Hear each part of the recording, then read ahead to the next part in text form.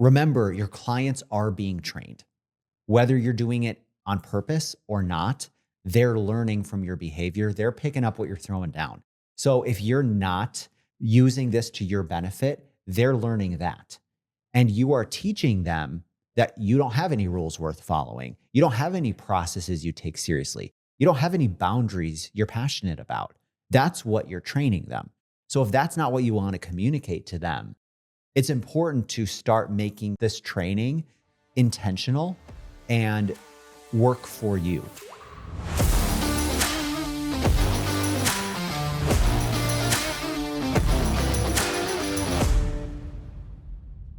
Have you watched any Christmas shows or movies or anything? You know, Jonas Brothers Christmas time? What was that movie called? It's the new one with the Joe Bros. Yeah. Have you watched it? No. It's pretty good. I actually have heard. There were some LOL moments, honestly. Oh, wow. A very Jonas Christmas movie. It's amazing to me that the Jonas Brothers have remained relevant, I guess, or continue to do things. It is pretty amazing to watch. And it's also crazy, knowing the background of the Jonas Brothers. I listened to the Amy Poehler podcast, Good Hang, with them. It was a really good episode. It was a good hang, would you say? It was a good hang, yeah. But that's the extent of the Christmas watching. I wouldn't say we're not much of a Christmas house, because obviously the kids love Christmas time. Well, what's there not to love? But we don't have the tree up yet. We're gonna wait. We're gonna wait to do that. For what? What are you waiting for? It's December. I know. We just don't have it up yet. Wow. No Christmas music plays in the house. So just a bunch of Grinches. I guess so. Yeah. Grinchville. Whoville. Well, Whoville's loved Christmas, so no. We do like Christmas, but it's not we're not like a Christmas house. I don't have any lights on the house and just stale. Christmas. We like to keep Cranks over here. We like to keep it. That's a Christmas movie. Luther Crank over here. We will watch. Someone's skipping Christmas. We will watch Christmas with the Cranks for sure. That's a good one. That's what we watched when we set up all of our stuff. We set our stuff up mid-November or early November. Yeah. But we've been watching Holiday Baking Championship. And there was this one person on it who, I think must have been an old season, but every episode, have you seen Holiday Baking Championship? Not Holiday, no. Okay. I've seen Baking Championship. Okay. So this person on Holiday Baking Championship, so I like Christmas, but she loved Christmas. The girl in the show. Because each episode there's do this dessert that's inspired by by the holiday. And every single episode she would say oh, well, this is for this tradition. And oh, well, every year my family wakes up at this time for this brunch. And this dessert is inspired by the tradition that my nieces and nephews have and that we do every year. I'm like, I can't imagine anything worse than being in her house and having to go through all these traditions every single year. That's a lot. I like a tradition like anyone else, but I like to have a tradition, not, oh, don't forget, we have to make sure that we do this because we do this every year. That turns into a part-time job. Exactly. And there are some traditions I like. Name one. Oh, here's one that I haven't done yet. I traditionally will watch the documentary Tree Man the night before we go to New York for Christmas. Because you have to rent it now, right? Well, I think I bought it last year because I've been renting it every year. And I was like, you know what? I think I'm just going to buy it on Apple. So I do think I still have it. But one of the traditions that I like is that Danny and his wife and kids and my wife and I, we go to New York at some point in December to sort of kick off the holiday season. So we're headed there at the end of the week, which will be great. And my tradition is that I watch this documentary called Tree Man, which is about a guy who sells Christmas trees in New York the night before we go to New York. And we did, the first time we were ever in New York in December, we did actually go try to find the Tree Man. And we found his stand. But he was not there. He was not there. Francois was gone. He was not there. But I think he still is part of it. I think so, yeah. So that's mine. Do you have any traditions you like? Probably not, huh? Stealing all the presents from all the Who's houses? I mean, I do enjoy the family Christmas stuff. I enjoy it with our family. I enjoy it with Anna's family. And I also love our, small family Christmas, but we don't have like a set date and we don't have a set menu, and we just like to let the spirit lead. I love that. That's the Mhm. reason for the season. We Growing up in the King house, our tradition for food was green mill pizza. and I mean, that slaps. What's there not to love about green mill pizza? With the spinach dip, the Mhm. bread spinach The dip, bread bowl. and Green Mill Pizza is this episode brought to you by Green Mill Pizza. If only. When was the last time you had green mill? Probably It's family been Christmas, forever. right? Yeah. I don't probably. remember the last time I had a Green Mill Pizza. They also had, when we were in college, Green Mill was one of the spots where they actually did like half price apps as well as Applebee's. But the half price apps at Green Mill, of course, were way better than Applebee's. I don't know if they were. Well, I think they were. Green Mill might be something that is regional, or is it Maybe. or is it worldwide? Well, for our worldwide listeners, they may be a little, they're like, green mill, what's that? Let's just say it's not worth coming to America for. Well, we'll tell you that. I'm a little bit sore because we've been back in the gym, as you're well aware. as you can tell if you're watching on YouTube. Your eyes are not deceiving you. We have been to the gym twice. Here's the deal. When we first got sober, we got really healthy, and we went to the gym every single day, and we worked with a trainer for years, and we were just religious gym people. We would lift 5 days a week, 6 days a week sometimes. And the last year and a half or so, we've been taking it a little bit easier. When it's colder outside, we are going into the gym more, but then when it's warm out, we'll go for long walks. Long walks, like 10 plus miles, which feels great. My body responds well to it. I also really enjoy the feeling of not being sore all the time. And it's a fine line too with like the amount of lifting, because we're in our late 30s at this point. Mm-hmm. And when we were so religious about lifting 5 times a week, my shoulder was bothering me. I was having all sorts of wrist issues. Yeah. Like there was always not just being sore, but there was always like an injury I was kind of nursing. Right. And then you'd have to be taking it easy or changing up the workouts on some days. And it just was not great. But anyways, we're easing back into the workouts. We're training, which lines up with what we're talking about today's episode. Training your clients, your Great customers. segue. Thank you so much. That's why I'm the number one host.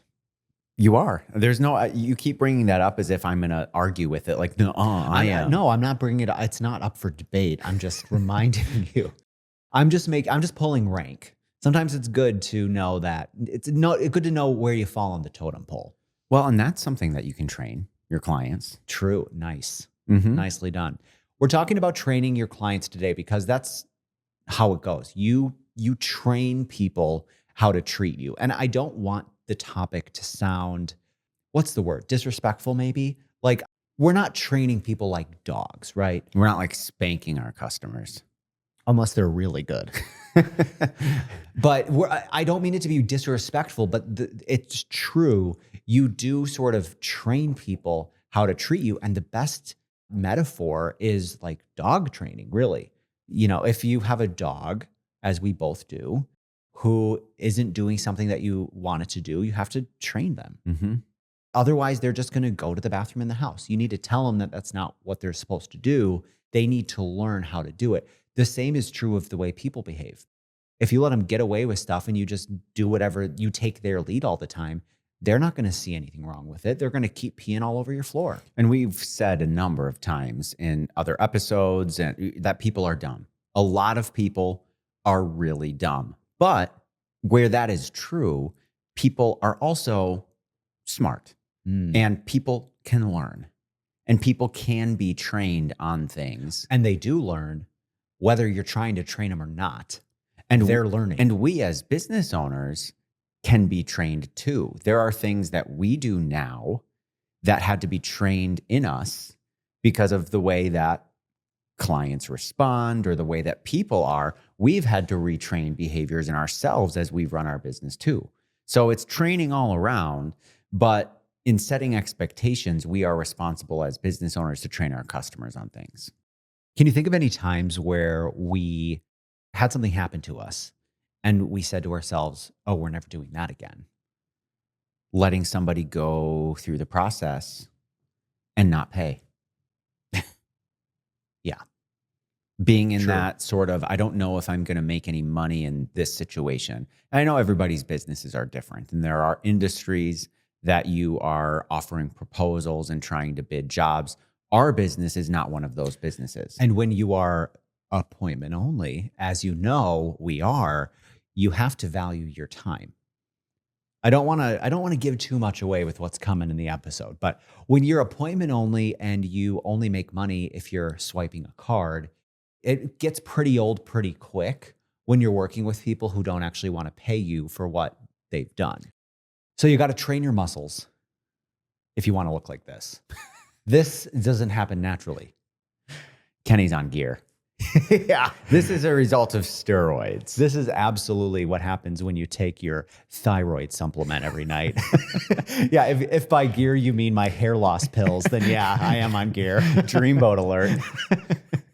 My Nutrafol. I have to say though, it's worked pretty well. I think over the years I've been able to hang on to my hair. I'm on all the hair loss stuff. I mean, I take a wouldn't bunch know. of stuff that I don't even know what it is. It's just what That the can't be healthy. The natural. No, it is. That's the whole point. Is it's healthy and it's stuff that you're missing in your life. Okay. There's only so many nutritions in the pickles in Chick-fil-A. Those, you got to get your greens in though. You got to prioritize those greens. I'm going to leave my pickles on my sandwich. Training is one of those things though, where it's always, for the most part, isn't it always uncomfortable? Whether you're training in the gym or you're training at a new job or you're training your clients or your customers or you're training yourself to learn something new, there's nothing comfortable about that, right? That's why I don't do new things. I don't like training. Training to play the guitar. Ooh, my fingers hurt from all these calluses. You got to push through. You got to push through if you want to be a rock star. That's right. Training is crucial. It's why we send emails, because that's how we want to communicate with people. And that was trained in us. We've both been in too many situations where we've been on the phone with a client who needs information, and that information we don't have access to in that moment. And we're put in a position where we have to scramble and spitball things. And the client ultimately is not happy to hear the news because we aren't giving them any real information. And then there's no paper trail. There's no proof of what was talked about, what was discussed, what was said, what wasn't said. Training is important. And that training of our clients communicate to us in email came from a result of us being trained by our clients that, guess what? Me being on the phone with you is not going to give you the experience that you should get. Right. When someone blitzes you and they call you and they ask you a specific question about specific information that you don't have at the ready, and then they're upset with you that you don't have the answer, that is a lose-lose for everyone. That was a lesson we learned once. We had to be trained on that one time, and we never made that mistake again. The same is true for, speaking of getting blitzed on the phone, with our appointment-only business. Everything requires an appointment. You can't just wander and work with us. So we need to have appointments scheduled. When someone's on the phone with us, you're not getting scheduled on the phone. That is something we had to learn. We used to go ahead and say, oh yeah, give me your email address. Okay, what's that? Again, assuming you're getting all the info right. I remember being on the phone with somebody this is when we were in the process of training, if you will. We were training ourselves, or being trained rather, that this was a terrible idea. I remember we were in the Florida Keys. We were doing some sort of a bike excursion. I think to call it an excursion makes it sound a lot different than it was. We rented bikes. We rented bikes and we were riding around the streets, the sidewalks. But an excursion. You make it sound like we were like biking up the dunes. Getting dropped. We were dropped from a helicopter on a deserted island on our bikes. I was just about to hit this massive jump. We were right before the literally, half I pipe. think we were literally in a cul-de-sac. Anyway, We might have. continue. I was trying to get this guy's information and his email address was confusing. I don't even remember what it was. Something like Akrami or something like that. Mhm. And I was trying to bike and listen and write down his email in my notes. And it would have been so easy for me to say, hey, guess what? I can't take this information right now. Why don't you send me an email and we'll take it from there? Well, and that's something that we learned. The other reason we learned this lesson is When we were in the business of scheduling people on the phone, it happened like 2 or 3 times in a row where they just no-showed.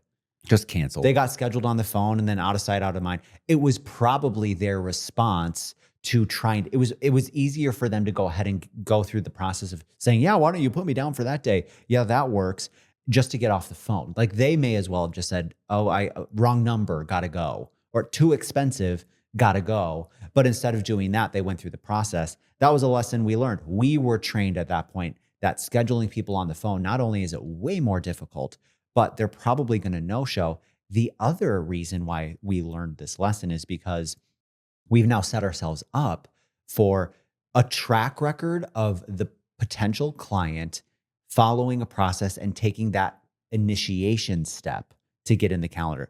They've got to want to come in. It's not going to be an accident that they're here. And if they can't follow simple instructions of please fill out your contact information on our website and we'll go ahead and get you scheduled, if they can't follow that instruction, they're probably not going to be an instruction follower. They're probably not going to follow the instruction of, and also be ready to buy when you come in for your appointment. And also, after you've bought, please don't reach out following up. And also, please don't make changes. And also, please don't bring extra people. And how you're getting scheduled is the first request that we have. And if you can't be bothered to follow the process for that, then things probably aren't going to go very well. But that's something we had to learn. We had to get trained in on that because we had enough experiences where things didn't go very well. Those are just a couple things that come to mind off the top of our heads. Let's talk about some specific things that work for our business that I think will work for other businesses too, especially appointment-only ones. This doesn't have anything to do with what we sell. The fact that we sell custom clothing has no bearing on any of these things. So if you're in a business and you're either appointment only or you're appointment requested or preferred, these are things that you could do starting today that might help you start to train your clients. Because remember, your clients are being trained. Whether you're doing it on purpose or not, they're learning from your behavior. They're picking up what you're throwing down. So if you're not using this to your benefit, they're learning that. And you are teaching them that you don't have any rules worth following. You don't have any processes you take seriously. You don't have any boundaries you're passionate about. That's what you're training them. So if that's not what you want to communicate to them, it's important to start making this training intentional and work for you. One way that works really, really well in training clients to not only do what you need them to do, but also to understand that there's value to be had in what you're going to offer is requiring some sort of an order minimum. This does a couple of things. First of all, it prepares clients to understand that I'm going to be buying. This isn't just an exploratory, let's see what you have. This is a requirement to buy and a requirement to buy a certain amount. It's also communicating that what you provide is valuable and that your time itself is valuable, because nobody is going to value your time unless you train them to value your time. What we found in requiring an order minimum is it allows us to put people in our calendar who are going to move the needle, but it also prepares people to spend a meaningful dollar amount. And speaking of scheduling, this is another thing that we train our clients on every day, that we had to learn ourselves, that we had to train ourselves for, was with the scheduling. Not only does it have to happen through email, which we already talked about, we're not going to schedule you on the phone, but you also can't go in and schedule yourself. So when we say go to our website and fill out the form, you're not opening a calendar and choosing your own time slot and scheduling yourself like a restaurant reservation, right? We have to have a conversation, because there's a number of conversations that we have to have with you to make sure that you're the right fit for us. It's in line with qualifying your clients, right? As business owners, we understand that there is a qualification process that is oftentimes required in order to make sure that the people are right for you. Just like your client thinks oftentimes they're qualifying you to see if you're right for the job. And they are. We're doing that too. High-end businesses qualify their clients. So that's why we don't just allow anybody to plunk themselves into our calendar and come in or not, because the same issue arises when we booked you on the phone, where you're not taking it very seriously because it's seeming like there's a low commitment. It feels like it's a restaurant reservation. The same is true when you schedule yourself. Is it just doesn't, for some reason, it doesn't feel as personal. You don't think the business owner is as checked in. But when we're having a conversation with you, we're going back and forth. We've had conversations about what's expected, what's required, what your needs are. Now, all of a sudden, we're having a real conversation and we're getting you in our calendar personally in a time that works for us both.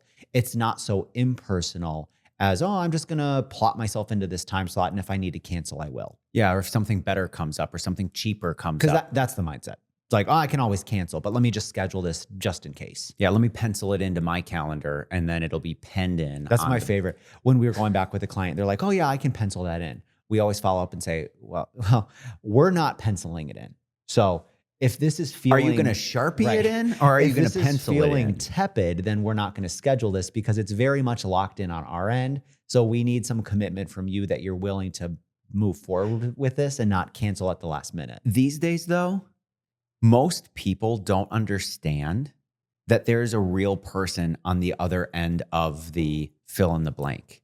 Yeah, with AI talking with or with robot. technology, they don't assume that there's a real person, a live one on at the end of the line, whether that be the phone line or the email or whatever. They're used to booking restaurant reservations and then, oh, actually, I want to go here, so let me cancel that one. Let me do this, or let me just even no show. What am I out? Nothing. That's how consumer behavior is these days. So we have trained this with ourselves and with our clients so that they understand, like, hey, we're both making a commitment. Yeah, there's here. real people involved here. It's not just a matter of you communicating with a robot. And if you cancel, then I guess the robots get to just stay turned off for now. Like, we're real people here. This is our job. This is our livelihood. We've come to work. We've put on our suits. We're here ready and waiting for you. If you no-show, that matters to me. So speaking of scheduling, the other thing that is worth just thinking about as it relates to training your clients is when we schedule an appointment with a client, we don't just say, here's when your appointment time starts. We say, here's your appointment start and stop. So then they have information on how long the appointment is scheduled for. So they know, okay, I have 90 minutes. I think the same principle is true of a haircut or a doctor's appointment or an appointment with like a therapist or a chiropractor. You know what the time slot is. The same is true of our business. And it might sound simple and it might sound elementary, but it is something that's important to do because it's something that's familiar. It's not going to feel weird to the person seeing this email come through or the calendar invite. But what it does is it subconsciously informs them that there is an end time. Because if they didn't know there was an end time, what we've experienced is things can go on and on and on and on. We're in a business that has an element of like excitement and enjoyment, not dissimilar from like a restaurant or a show or something like that. But it is important that people understand that there is an end time. Even restaurants were doing that when they first opened after 2020. And this might be an unpopular opinion, but I think it would be fine if they brought this back, where you give them their reservation time. And you say, you have, some restaurants still do it where they'll say, you have a 90-minute reservation. And the more people you add to the reservation, the longer you get. Yeah. Because they're just basically guaranteeing they're making a certain dollar amount. But I respect it. And usually I respect it if the service is good and you're not waiting around for your server to get back to the table. In 2021, Madeline and I, we went out for Valentine's Day. Ooh, exciting. And we had it was like a 90-minute, or no, I think it was 60. It was wow, still like that's very quick. It was still, everyone was still wearing the mask. It was very right. It was unless still, you're eating. Yes, then you can, or yes, exactly, or talking at the table. But it was very much like, oh, if you spend any more than 60 minutes in the room, now you're going to give everyone COVID. It was so stupid. But we got this 60-minute reservation, and you know how bad COVID was for restaurants. So everyone was understaffed, and we got there and nobody came to our table for like 40 minutes. And by the time our server came, we were almost all the way through our reservation. And I was thinking, this is absolutely crazy. But I understand why restaurants do it. The reason restaurants do it is to prevent people from sitting. You don't want sitters in your section who are just visiting, getting their waters refilled when you I'm could good for when you water. could get Loving them it. out of here, seat another table, do They don't another want full sitters, turn. they want spenders. That is the truth. No business wants sitters. You know what my favorite thing is though, which it's really annoying, but I super respect it, is businesses that don't have free Wi-Fi. Because then they don't get people sitting there with their laptops, drinking black coffee, having meetings, Black coffee with free refills. free refills, hosting meetings there, or like having their Zoom workday while they sit there because the people can't log on. They can't log online. So they're not going to sit around. I definitely respect that. They're training their customers not to sit there all day, spending $5 and taking up an entire table. So we have the start time, we have the end time. The other thing that we did within the last few years is we put a client-facing clock. Just Now, a little bit of training this there. is a very subtle, and we don't ever reference it. I actually always forget that it's because it ends up being kind of right behind my head. I can't see it, but what that does is it's a subtle reminder to the client that they're on the clock and that decisions need to be made, and they don't have all day. We don't have all day. Neither they nor we want this to take any longer than it has to take. But it's kind of a subtle way for them to be reminded of the time. And in case they're tempted to lose track of time, we got a really easy way for them to keep track You might of not it. be able to see the clock, but boy, can you point to it? By the way, the clock that we have at our shop is a big, giant faux Rolex. It's a Folex. It's a Folex. We bought it for it's a couple $100 Couple $100 online a few years ago. But it makes me nervous because you can see it from our windows, and I'm always afraid someone's going to like break into the shop to try to steal the The big fancy the Rolex. $1 million Rolex, and it's going to be like they're going to pick it up, and it's basically going to float out of their hands because it's so light. It's made of such cheap stuff. The GMT hand on the Rolex is literally painted on. Yeah, it doesn't move. It's not Swiss made. We'll say that. One of the first training things that we implemented with our clients was the email that they get after their order is placed. And this was a result of us being trained by our clients that clients of a certain situation, which is wedding clients in our experience, Yep. follow up constantly. And it's usually because they're curious. Oh, I'm just curious. They're just curious. What's the update? Is there an update? Do you have an update? I'm curious to know how's everything going. What's the status? Wanting to make sure everything's on track. It's my wedding month. Yeah, exactly. But that was, Looks like my wedding's just, a few short months out. want to make sure everything's on track for my suit. That was an explicit, not so subtle reminder that, hey, we probably should train these clients to expect something different. So they get a follow-up email after the order's been placed, and the email itself says don't follow up. A couple of times. But it comes from someone other than us. The email itself comes from Amy, who is a real employee of ours. However, if you don't have a real employee of yours, I would recommend you create one. Get yourself a Scott. Scott. We have a Scott who works at King Brothers, and Scott is, if one of us picks up the phone and decides that that's our name for the day. Scott he's both the employee of the month and the scapegoat of the month. If something goes wrong, that must have been Scott. What was that show, Flipping Out? Yeah. With Jeff Lewis. What was their employee? Jenny. No, but Jenny was real. But what was the employee that Jenny I created? don't remember if she created, but that's where we got the idea was Jenny had an alter ego who would make like difficult phone calls on the company's behalf.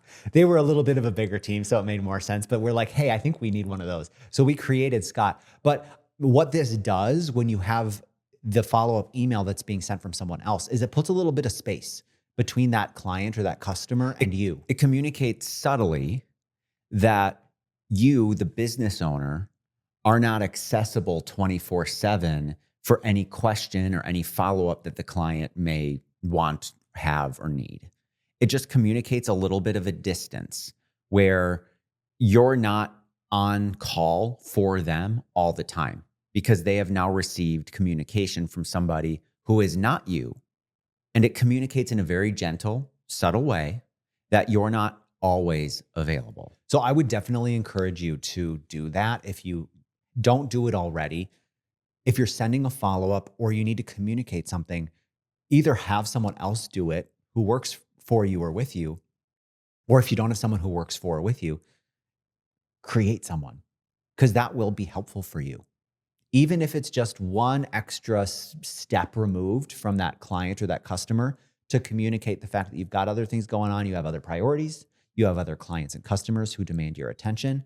It has been helpful, and it was helpful. The last thing we'll talk about as it relates to specific things that we do, there are so many things we could talk about specifically that we do that train our clients and our customers in different things. And wedding customers are different than our target demo, are different than our business buyers. Are we ever going to do an entire episode on wedding clients? Hell yeah. Okay. We're absolutely, I actually, the reason we haven't done one or I haven't recommended it yet is I think we're going to have to do a series. There's so many things we could talk about. And with weddings specifically, there's so many things. And I know we have a lot of people that listen to the podcast, a lot of regulars who are in the wedding business, whether you're a wedding vendor or not. And that's kind of where we fall. That's why it's difficult is we're actually not wedding vendors, but we are by default in the wedding business. The same is true of, photographers, florists, event coordinators, hairstylists, makeup artists, all of this stuff. Like maybe you are basically exclusively in the wedding business, but chances are good your best clients, your favorite kinds, the best inquiries you get are something other than wedding. That's been the story for us. But weddings, generally speaking, disproportionately create most of the problems. And I know you know that's true. And require the most training. People who are not working with us for weddings don't require hardly any training at all. They're just going to fall in line with whatever we say. They're not going to follow up. They're not going to need this or that. They don't require the training. And on the very rare occasion where you're needing to say, oh, well, actually, that's not how we're going to do it, or that's not what I do, or my process actually is like this. They say, oh, yeah, okay, that makes sense. You don't get pushback from them. But a lot of times wedding clients are like, well, but it's what works best is my wedding for us. And this is my wedding and it's my big day and it's my deadline. So it just ends up, for whatever reason, and we know the reasons, which we'll talk about in the episodes, but it just ends up being more complicated and more work. So we'll talk about that in another episode. But we could go on and on and on about specific things that are psychological that we've trained clients and customers and that we do every single day as it relates to wedding customers, business builders, target demographic, which is really how we separate our three client groups, our buckets. Anyone we work with is either going to be a wedding client, they're going to be a business builder or a business buyer, or they're going to be a target demo client. But that's all very custom clothing specific. This one here is really, really crucial, but it doesn't really relate to custom clothing necessarily, speaking in ranges. So what we mean here is you're not saying, for us, it is about clothing. Your suit is going to be complete in 8 weeks. What we say is, it's going to be about 8 weeks or so. So I've qualified it by using the word about. I've followed it up by saying or so. So I very much, and then I say, and that's a range. It could be more. Could be a little bit quicker, could be a little bit longer. I say this to every single person I work with. It's part of the training process is the things that you say over and over and over, your scripts that you use and should have in your business, the things that you want to make sure that you say every time you're talking to a client, that's training. And then in our follow-up email that, remember, is sent from Amy, it reiterates it in the exact same language that we communicated in the actual meeting, where your start time on your order is now. Reminder, the timeline is around 8 weeks or so. So it's this range communication, not giving hard dates or hard things that are rigid. And as soon as something doesn't go exactly in that scenario, then all of a sudden you have all sorts of things that you have to overcome. And that's about timing. The same is true. That's how we communicate our prices as well. Everything on our website is listed as a starting point. And when we're communicating in the appointments, Everything is a range. It's kind of like if you were to call up, Joe Schmo contractor and say, "Hey Joe, what's a new kitchen going to cost me?" He's going to say, "That's not how it works." It depends, It dude. depends on literally every single thing. There are a number of good parallels that you can find in other industries. We often will revert to either elements of homes, like construction, or cars. Those are really great parallel industries. I mean, the same question. "Hey, excuse me, car salesman, what's a new car going to cost?" What do you mean? Are you talking about a car? Are you talking about an SUV, a truck? How many seats? How new? Used, pre-owned, certified pre-owned, brand new, AMG, standard? Like, what's the deal? Well, you can't, it's not as simple as saying, what does a new car cost? The same is true of what we do. So we speak in ranges. What this does, whether you're speaking in ranges about price or about timelines, is you're training the client to be flexible. You're training them to be accommodating. Flexibility and accommodation are really important. You do not want to be in situations where the client is pointing the finger and saying, "Well, you said," and again, that's one of the reasons why we email, so we can prove what was said and what wasn't said. But flexibility is important in any relationship, whether it's a personal relationship or a business relationship. The time that we learned, I remember when we learned this lesson, when we were trained that, it's not just good enough to say the timeline. We actually need to follow it up with an email reminder that reiterates it so we have a paper trail that we can point to. We had worked with a client and he sent us a very, very angry email. Long story short, we ended up saying, "You know what? We don't want to work with you." And we refunded his money. It was for a very below average sale anyway. So it didn't really matter. And then he followed up and he's like, "Oh, I'm so sorry. I didn't mean to offend you. Do you think you could just give me my stuff anyway?" And we said, "No, we already refunded you and we donated everything," which wasn't exactly true. But he emailed us and what he said in his angry email was, "You said it would be 3 weeks and I've been waiting and 3 weeks have come and gone and I haven't heard anything from you." And I'm like, dude, no, absolutely 1000% never would have said this is going to be 3 weeks. I would never in a million years say 3 weeks. That's the dumbest thing I've ever heard. But that's what he wanted to hear. And so that's what he decided the truth was. And that was a lesson I learned one time. And then from that point on, we just said, okay, not only are we going to continue to say in every single appointment, 8 weeks or so. I think at that point we were probably saying 6. We were not saying 3. I wasn't saying 3. I know that, but we also weren't saying 8. But then we said, okay, every client, I don't care who you are. I don't care what we talk about. I don't care if you even have a rush order. Even if you have a rush order, they get the 8-week email. And I just, it is what it is. But every single client now gets reminded of the timeline that we say in person, because I cannot be in the position where I have someone saying that I said 3 weeks. So it's training. And if you're a client of ours and you've received way too many emails, so you think, you have some of these clients who trained us to blame for that. Sorry. My favorite, though, is when somebody comes in, because we have a series of auto-generated expectation emails that get sent before our appointments. And they're direct.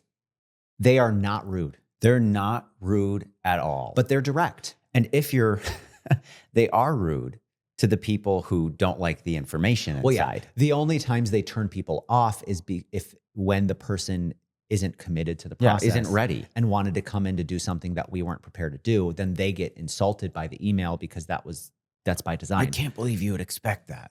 But my favorite thing is when somebody comes in and they say, "Okay, before we get started, I can't wait to hear the story of why you send these emails." Yeah, why you have to send these emails. That always just makes me happy because it tells me that they're in the right spot. They don't need to be trained. They're already in shape.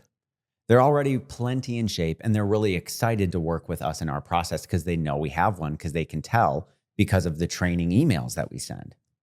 Like we mentioned, there are so many specific things we could talk about as it relates to our custom clothing business, but we're not going to do that. Not today anyway. This was really for broader business. If you run an appointment-only business or an appointment-preferred business, these are the types of things that you can implement today, the start and end time on an appointment. The way you schedule an appointment, got to be through email or got to be through my portal, or you've got to do it through this Dupsado link or whatever it is that you want to do. The disconnection in a follow-up where it may feel like, well, I don't have an employee that can send an email. That's okay. Hey, maybe Scott schedules your emails for you. You have an employee named Scott now. Just to create Scott is your favorite employee. Just to create a little bit of separation and to gently communicate that you as the business owner are not on call for the client 24/7. Anytime they have a question, it's not as simple as getting back in touch with you. These little things, like training is one of those things that is so important. And whether you like it or not, you are training people in how to communicate with you, how to expect things from you, how to be a part of your business, whether you like it or not.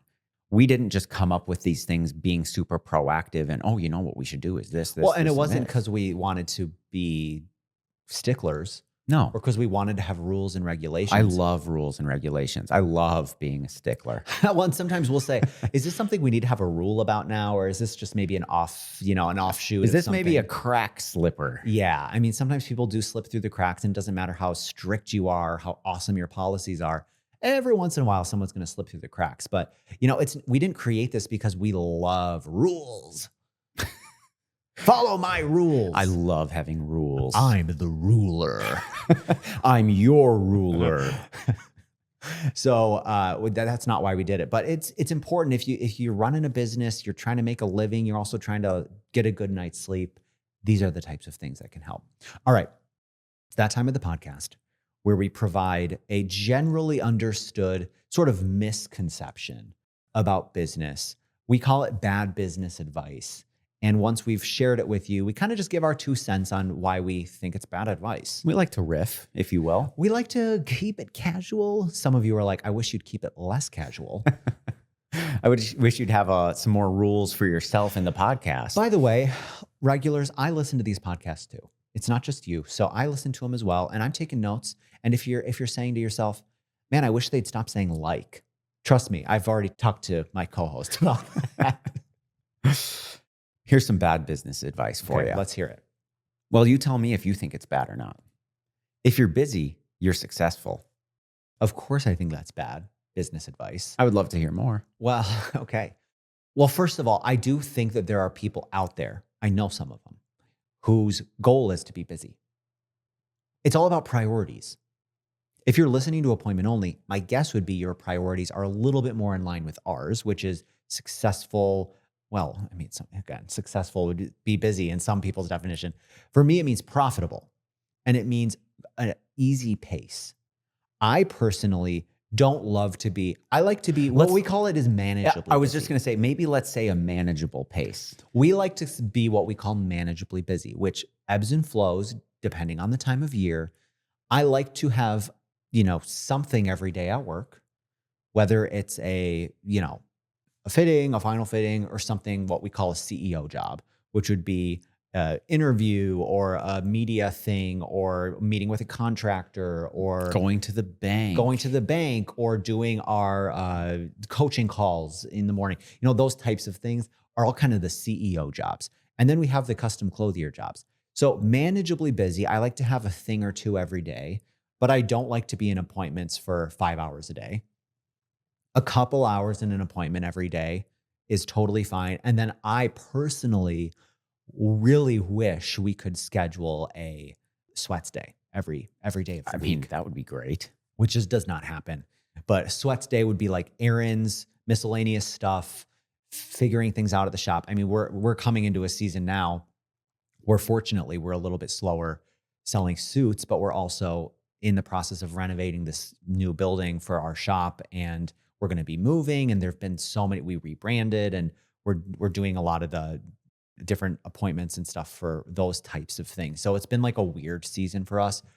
I'm feeling a lot busier than I like to feel. I mean, this podcast adds something to our plates that we do every week or almost every week. But to be busy is not to be successful. To be busy is to be busy. To be busy is to be busy. And I would say there's an element of busyness where for some reason, I think entrepreneurs have a tendency to enter these seasons where they're willing to like work themselves to the bone and not see any sort of a positive result from that, aside from the fact that you were just really busy. And I don't associate busyness with feeling accomplished. In fact, sometimes if I'm really busy, it's because I didn't set the groundwork correctly so I can feel accomplished. Exactly. I mean, and that's because your priority is not to be slammed. Right. Your priority is to feel manageably busy. So when you're way too busy, that doesn't feel like a win. That feels like you've maybe done something wrong. Right. And then there are some days where we have a meeting or two meetings and we leave and I'm like, man, I feel really good about that. That felt really productive. I felt really engaged mentally. I felt really checked in. If I get to the end of a long day where we've had a bunch of meetings, more than I personally like, and I can't really remember what we were saying, I feel like I zoned out. I was kind of like tripping over my words because I was mentally tired. I don't like feeling like that. Some people do, not me. So I guess it's a priorities thing. It's not necessarily blanket bad business advice per se, but in our definition of what it means to feel accomplished and be successful, busyness doesn't translate into that. It would be, I guess, the same type of idea where if somebody told me if your business is profitable, then it's a successful business, I would be more in line to agree with that advice. Yeah. But I bet there are people out there who would say, well, I disagree and here's why. And I Right. guess we're all entitled to our own opinion because the definition of success is personal to everybody. So I suppose if your definition of success is just having a slammed calendar, then busyness equates to that. And some people cannot sit still. Some people have to be busy. They have to be doing stuff. They have to be working. I know many people like this. That's not me. I've never wanted to do that. That's not how I am now. And so, no, I disagree with that, although I'm sure people would argue with me about it. Thanks so much for coming to your appointment. Hope some of this was helpful. Hope we've given you something to think about it as it relates to training your clients. If you have any questions about training your dogs, I'm probably not your guy to help with that. I always thought I would be the iron fist on our dogs, and I'm definitely not. You always keep a rolled up newspaper in your back pocket. That's what I thought. Bad boy. Yeah, Slap, that's slap, what I slap. thought. I'd be such a disciplinarian, and I'm like, oh, that's okay that you went to the bathroom in the basement. It's okay. It's cold out. I get it. It's okay that you pooped on my pillow. It smells good, kind of, actually. Yeah, actually, I'm actually yeah, happy about It is soft. You're right. It is cozy in here. Yeah. So don't ask me about that. But training your clients, crucial. We hope you gave you something to chew on. We hope you got something out of the episode. If you didn't get anything out of this episode, why are we still doing this? Why are we still talking? Why are you still listening? Oh, we better come up with something that they can gather from it. If you didn't learn anything from this, or if you're not going to implement anything, you shouldn't be listening to Then this you're podcast. a bad boy. Time for Naughty. your spanking, bad boy. Training is important. And we as business owners get trained all the time from things that go well and things that don't go well in our business. And it is important that we return the favor to our clients and our customers and train them in the way that works best for us and the way that ultimately will work best for them. This appointment is over. We will see you at your next one.